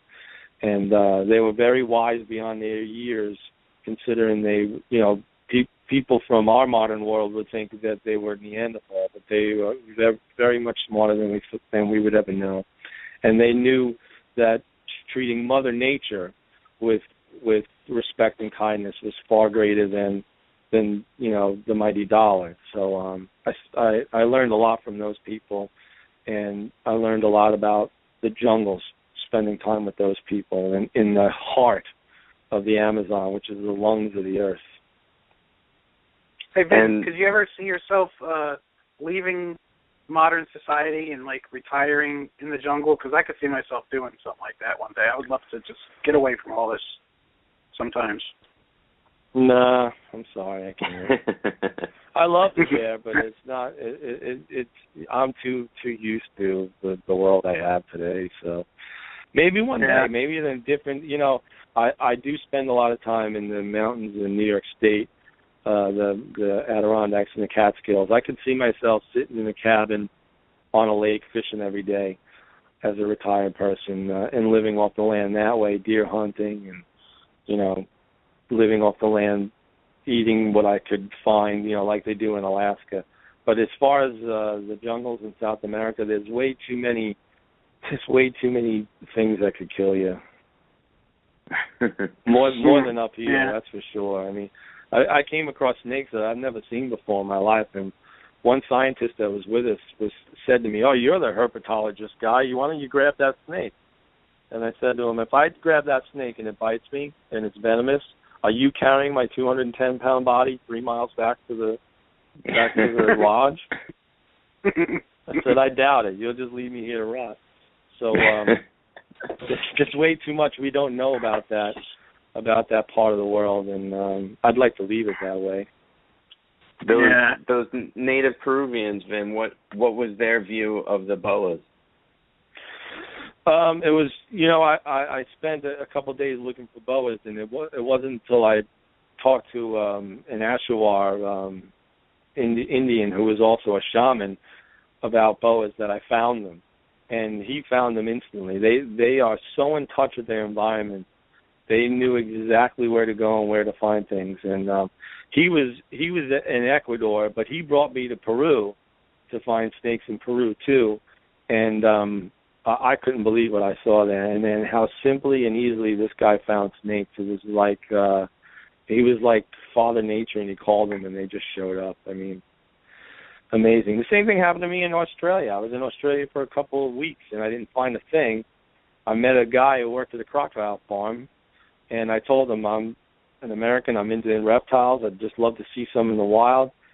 And he took me out one night, and we saw everything. I mean, you name it, we saw it. We were in the northern part of Australia in Daintree, which is their rainforest. It's up near Cairns, and we saw scrub pythons, we saw spotted pythons, we saw carpet pythons. We saw everything all in one night. You gotta go with the right people, because you can spend weeks and weeks and weeks and not find a thing. Wow. Yeah, well, I'd like to do a trip like that sometime. I think ideally I'd like to go to Australia, spend a few weeks down there. Actually, I think you need like a few months to really see everything in Australia. Yeah, you do. I spent a month there. You need a lot of time. You need a lot of time because there's so much to see. Any chance of getting any Centralian blue tongues, Finn? Oh yeah, I have a bunch in my back pocket. No, they're hard to find. If you find them, they're like super expensive. I don't have any of that stuff, so I'd like to one day, but they're not as prolific as like northern blue tongues. Northern blue tongues could have 12, 15, 20 babies, and they'll breed a year or two old. So these Centralians, from what I'm gathering, a lot of guys are saying that they take a long time to mature, and then you still don't know if you have a male and a female. So that's a shame, but same with all the shingleback stuff. All the stuff that comes into the country are older animals that were caught in Australia, then brought into Europe, and then brought into the U.S. And these poor things lived in the southern hemisphere for 15 years of their life, and then you put them in the northern hemisphere, and they're like, I'm supposed to be hibernating right now, and you're keeping them warm and feeding them in the middle of the summer. So it's the same with a lot of those Indonesian skinks too. A lot of that stuff comes in the country, obviously legally, but they're in a different hemisphere, and you bring them here, and you're kind of switching them up, and they don't like it. So I'm sure that same thing happened with the first Australian geckos that came out of there. I mean, that must have been a tough time switching their internal clocks. People don't think of that part. Yeah, no, that's true. Well, Vin, we're coming towards the end of our show, and number one, I just want to say it's been just an awesome interview, and you have an open invitation to stop back on anytime you'd like. But I'd like to give you this opportunity. Yeah, I'd like to give you the opportunity now to, discuss anything that you definitely want to, mention, any closing remarks, and also to definitely give out your information so people can find you. Well, you can get me at www.cuttingedgeherp.com. That's my website. I've also got a new business page, which is a Facebook business page, and Tim mentioned it earlier. That's facebook.com/cuttingedgeherp. That I update pretty much daily and just put a picture of something new and different that I produced. I don't put everything on there that I produce because I just physically can't, but I'll put something new and different on there at least every day. And I'd like to get as many people as I can to like that page, simply because there'll be people that will receive the updates from me as I put pictures on there. And if it's a guy like you looking for surnames, you'll see, oh, Vin had illiterate surnames. How cool are they? So I'm hoping that'll be an easier way for me to get out to the masses and to people looking for these type of things, a way of selling them. The website, to me, is becoming antiquated, so I think social media is the next wave of the future, and so I'm doing that. And also people ask, Vin, why don't you like my page? And I say to them, I can't, because I have a business page. It doesn't let me like anybody's page, so I kind of don't get that part. I think it's for obvious reasons. I think because if a business page is able to like another page, they just like everybody, and they just inundate people's pages with likes from businesses. So that's another thing I'm working on. And other than that, this new article I'm putting out, it's got a couple of there's a chapter in my article about the ecology of these snakes and how we need to understand that we need to preserve their environment and not be so worried about legislation. We need to be more concerned about saving the rainforest and these islands. There's one example I'll mention in my book, and in my article, about how there's an island that's for sale in Belize, off the coast of Belize, and it's well known that when these islands are sold, that they just extirpate everything from the island and just build some kind of resort on them or something. So, and if these snakes are as different from the mainland as they are through DNA, then obviously there's something unique living in these places. So we need to preserve them. And in my eyes, the only thing I'd like for people to understand, to be passed on to the next generation, is let's breed animals in captivity. Let's not take them out of the wild any longer. And if we do take them out of the wild, we take them out of the wild in very small numbers, and they go into the hands of very trusted people and breeders that have the ability to take care of them, just to reproduce them, and not commercialize wild-caught animals anymore. It's not necessary. So that's all I have to say. I agree. I wouldn't be upset if we started seeing at some of the expos captive bred animals only. I would like to see that, actually. Well, the Daytona National Reptile Breeders Expo is supposed to be captive bred only. Nice. But I'm sure you and I have seen something there that didn't look necessarily captive bred only. But, that's people trying to squeeze something under the door. But, yeah, it should be that way. It should definitely be that way. If you're going to be showing off your wares at a convention or a trade show, a reptile trade show, the animals should be captive bred and born. They shouldn't be wild caught. I don't see a reason why wild caught animals should be sold into the pet trade any longer. It's a double-edged sword. The snakes get into the hands of novices, they can't take care of them, and they die. And then the person, one of two things happens: they get very disgruntled and they never want to do it again, or they just keep buying wild caught animals and they just keep dying. So education is where it's at. People need to be educated on captive breeding, and that's it. You don't go into the wild to get your dog anymore. You don't go into the wild to get parrots anymore. That ended in the 70s, wild-caught parrots. So why not reptiles?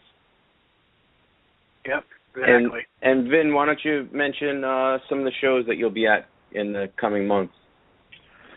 Well, I don't do a lot of shows because I don't believe in, traveling so much with animals, because I think it is a little tough on them. It's more tough on me. but I should have a representative of my company at Tinley Park this October, which is in 2 weeks, I think, right? And I'm always at the White Plains show in White Plains, New York. So that show I've got a good following at. And I think that's about it as far as shows for me, other than I'll do the National Reptile Breeders Expo down in Daytona. And I only do that show simply because I've been doing it since 1990, which was the first year that Wayne had that show, and it was in a Holiday Inn, or Howard Johnson, I think it was, in Orlando. So, I was there 20-something years ago with all the old-timers, and now they call me an old-timer. For the record, you're calling yourself an old-timer. Oh, yeah. Vin, thank you so much for coming on with us tonight and donating your time. As we said, we really appreciate you bringing all of this information to our listeners. And absolutely, it's great to document some of this history, because we feel some of these awesome stories get lost if we don't get them out there in this venue. And you're a very easy guest to have on to talk to, just get you started in some cool stories. Thanks for having me, guys. I appreciate it. All right, Vin, cool. We'll see you Have a soon. good night. Have a good night. Hi, man. All right. I'm going to go ahead and play the outro, and then we'll come back with Tim and I's closing remarks. Hang tight, folks. Oh, real quick before I go, we have a T-shirt giveaway from Cutting Edge Herp. Anybody that could tell me what my favorite type of boa constrictor is, you can either call in real quick at 646-478-5331, or you can put your answer in the chat room. Let me know what's Dave's favorite type of boa constrictor. If you guess it, first one to guess it wins the T-shirt. All right, check out this, and we'll be right back. Gecko Nation Radio is a David Fine Gecko's creation and production. You can visit the show's Facebook page at Gecko Nation Radio. I also have a great family-friendly group on Facebook called Gecko Nation. Apply for membership today. The jazz music you heard tonight was generously donated and created by Jeremy Turgeon of J&D Reptiles. Thank you very much, Jeremy, for the great musical pieces. You can check out Jeremy at J&D Reptiles on YouTube and on Facebook. And a very special thank you to our news anchor, graphic designer, and audio tech, Steve Barker. All the graphics, audio sponsor plugs, and music overlays were assembled by Steve. Check out Steve on YouTube at BC Barker Creations. He has some terrific videos for the herp community with amazing geckos and snakes. Please support the U.S. Herpetocultural Alliance and USARC. Gecko Nation Radio is proud to support both of these organizations. Please donate to USARC so that they have the funds needed to legally protect pet owners' rights nationwide. You can donate to the USARC Legal Defense Fund at www.usarc.org. If you would also like to learn about advocacy and how you can take action on a state and local level, please subscribe to the U.S. Herpetocultural Alliance newsletter and blog at www.usherp.org. All right, we're going to take the T-shirt contest to the Facebook page. I'll do something during the week for that, folks. All right. Tim, what do you think? What do you think? It's a nice interview. It was a really good show. I hope the listeners enjoyed it. And it's definitely one that I'm going to have to go back and listen to again to really absorb all the information that Vin provided us with. Right, absolutely. And I don't know. I just like I like mixing it up every once in a while. You know, we do a lot of gecko talk, of course. We love geckos, but you know, this show is about all aspects of herpetoculture. So when we can mix it up like this, it's just it's a lot of fun. But all right, well, you know, Tim, we're gonna have another good show planned for next week. So who do we got again next week? We have Dr. Ben Morrell. So if anyone has questions, genetic questions, be sure to email them to us. You guys know our information, and we'll get those to Dr. Morrell next weekend for all you guys. Excellent. All right, Tim, thanks for joining me tonight, and we'll see you again next week. All right, Dave. Have a good night. You too, bud. All right, folks, let me just mention our sponsors, and then I'm going to play a song to take us out for the night. Number one, Dale's Bearded Dragons has been with us since the beginning, and they are the biggest reptile supply distributor at the Northeast Expos. So if you're going to Hamburg or White Plains, all the way up to New Hampshire and down into Maryland, they are the place to go to get your supplies, whether it's Exoterra, supplements, lighting, heating, Bearded Dragon stuff, of course, anything you need, cages, tanks, they got them. And mention Gecko Nation Radio, and they're going to hook you up. abdragons.com is your source for dubia roaches, the best dubia that there are, all right, for the price. So make sure you use the code GECKO, all in caps, at checkout for 5% off your dubia roaches. Okay, that's at abdragons.com. Gecko Boa Reptiles is with John Scarborough. John Scarborough is a breeder of really special fine lines of leopard geckos, okay, and some obscure species of geckos as well. So check out Gecko Boa Reptiles. Mention Gecko Nation Radio, of course. Supreme Gecko with Wally Kern does a great job with day geckos, micro geckos, cresties, and he has supplies too for all of them.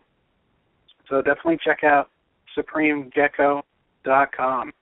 Another great breeder of leopard geckos and fat tails is Ohio Gecko, Thad Uncover. He's also the owner of geckoforums.net. So make sure you check out Ohio Gecko for tangerines, snows, and his signature fat tail project, which is called the Starburst. So those are really cool. Check them out. And if you're feeding insect-eating reptiles and need a good source, well, actually the best source for your mealworms and other insects, definitely check out rainbowmealworms.net. Okay? That's where I get all my feeders from, all my mealworms. rainbowmealworms.net. And you can check out Jillian Spence on Facebook. She's a doll. She'll help you out if you have any questions. ReptilesExpress.com is the place to use to get your FedEx labels to ship your animals anywhere in the country. Go to ReptilesExpress.com, and if you're new to shipping, ask for Debbie, and she'll talk you through it and she'll help you get it done. And there's nothing to be afraid of, folks. Shipping animals is safe and easy, easy to do. Ron Tremper is probably the biggest contributor to leopard geckos, okay, for the last 30 or 40 years. Check out leopardgecko.com, okay, to see where morphs are made. And he's got some cool apps such as Leopard Gecko Pro, Leopard Gecko Care, and a few others. GiantLeopardGecko.com, Keith Higgins is giving Gecko Nation Radio listeners a 20% credit. Use the code GNR2014. It's only good for the end of September. So hurry up. Check out his site, GiantLeopardGecko.com.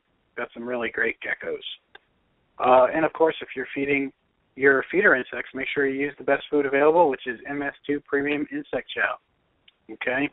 And last but not least, our newest sponsor, Daryl Burton and Cade Burton from Longhorn Geckos, specializing in high-quality leopard gecko morphs, such as super tangelos, pastel raptors, white and yellows, and some really cool wild types, such as Angry Manu and maybe even some Fuscus coming down the line. So check them out on Facebook at Longhorn Geckos, and soon they're going to have a website. And the folks, we have one more. We have a sponsorship opportunity opening up. So if you are a business that would like to get some exposure to thousands of listeners online, contact me at geckonationradio@gmail.com.